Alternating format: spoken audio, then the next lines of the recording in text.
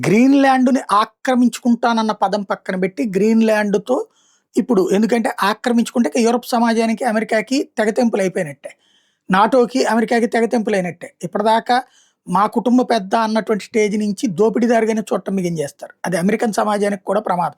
అందుకని ఇప్పుడు దోచుకోవట్లేదు, లాక్కోవట్లేదు, అలాగే మా దేశ రక్షణ కోసమే తప్పించి అక్కడ సహజ వనరుల దోపిడీకి కాదు అని చెప్పుకొచ్చినట్టు ట్రంప్‌కి, డెన్మార్క్‌కి రహస్య అవగాహన కుదిరిందన్న మాట వినబడుతుంది గ్రీన్‌లాండ్‌తో.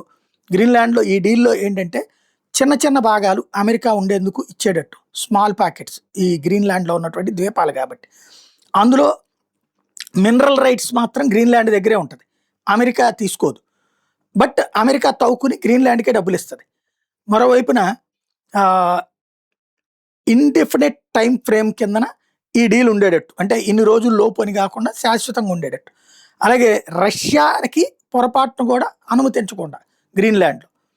అది ఒప్పుకునేటట్టు. అట్లాగే అమెరికాకి సంబంధించిన గోల్డెన్ డోమ్ అంటే ఇప్పుడు ఇజ్రాయెల్ దగ్గర ఉంటే ఐరన్ డోమ్ ఎట్లాగో అట్లాంటి గోల్డెన్ డోమ్‌లోకి గ్రీన్‌లాండ్‌ని కూడా తీసుకొచ్చేటట్టు.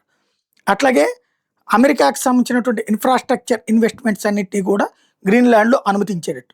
గ్రీన్‌లాండ్ స్వతంత్ర ప్రతిపత్తిలో గాని, ఆ పాలనలో గాని అమెరికా జోక్యం చేసుకోకుండా పరోక్షంగా అక్కడ ఉన్నటువంటి ల్యాండ్ మీద, మినరల్స్ మీద, రక్షణ మీద అన్నీ గూడా ఆధిపత్యం పరోక్షంగా పొందేటట్టు ఎత్తులు వేస్తే అమెరికా దానికి గ్రీన్‌లాండ్ అంగీకరిస్తోంది.